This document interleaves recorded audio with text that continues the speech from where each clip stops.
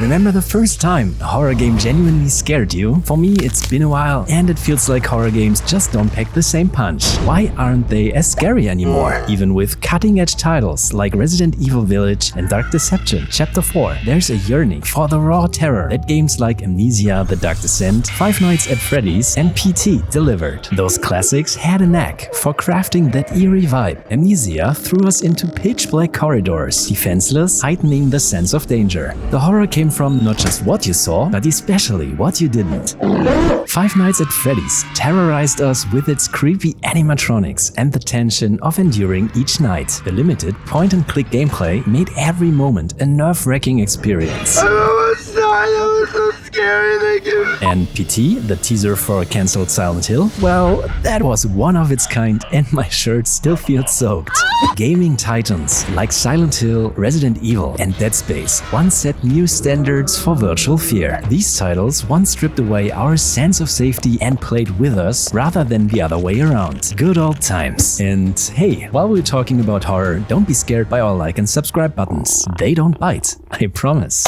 Dead Space started as a horror masterpiece, but by the third game it leaned more into action. It's an example of how sequels can dilute the essence of horror in an attempt to be more inclusive or profitable. Dead Space 3 saw EA chasing profits with microtransactions and a co-op mode, expanding the audience, but at what cost to horror? Resident Evil's evolution, on the other hand, also had its ups and downs. Fun fact, its creator, Shinji Mikami, was once a developer for Disney games. His transition from whimsical to terrifying was propelled by his own fears, leading to the birth of one of the most iconic survival horror franchises. The first installment is still revered as a horror milestone, blending a claustrophobic atmosphere with puzzles, resource scarcity, and chilling sound design. The dialogues, campy as they may be, have become beloved hallmarks of the series. Something's wrong with this house.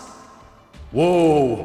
Don't cry, don't cry, don't cry, don't cry, don't cry. Over time, though, they also pivoted towards more action, especially from the fourth installment onwards. While Resident Evil 4 struck a balance, the fifth and sixth games veered away from horror into more action-oriented gameplay. Even Dark Deception Chapter 4, while nodding to Five Nights at Freddy's, leans heavily into action, compromising some of its scary potential. It's a real challenge for game developers to sustain horror across sequels. Yet, Resident Evil 7 showed it's possible to return to form, being hailed as one of the scariest in the series. Resident Evil Village, however, shifted gears again, emphasizing action over suspense, which, coupled with a weaker plot and characters like Lady Dimitrescu, sparked mixed reactions.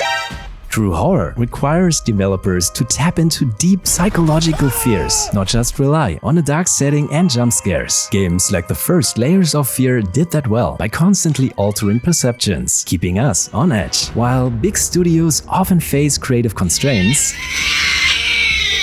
indie developers stay free to innovate, delivering unexpected horror experiences. Great example is Cordosis, impressively created by a single developer. Heaps of creative ideas and innovative approaches. But the recently released AAA title Alan Wake 2 from Remedy Entertainment also managed to maintain the unique essence despite its action sequences with engaging narratives and unexpected moments. Despite all odds, the horror genre still has a chance to regain its former glory. In a world where bite-sized content from TikTok, YouTube Shorts, and Insta Reels is king, it's getting harder for us to settle into longer experiences. This rush can make it tricky to fully immerse ourselves and let horror work its magic. For seasoned gamers, life's distractions and the nagging thought that it's just a game also often strip away the thrill. So game developers face a tough crowd, but every now and then they still deliver a surprise that reminds us why we love getting scared to feel alive.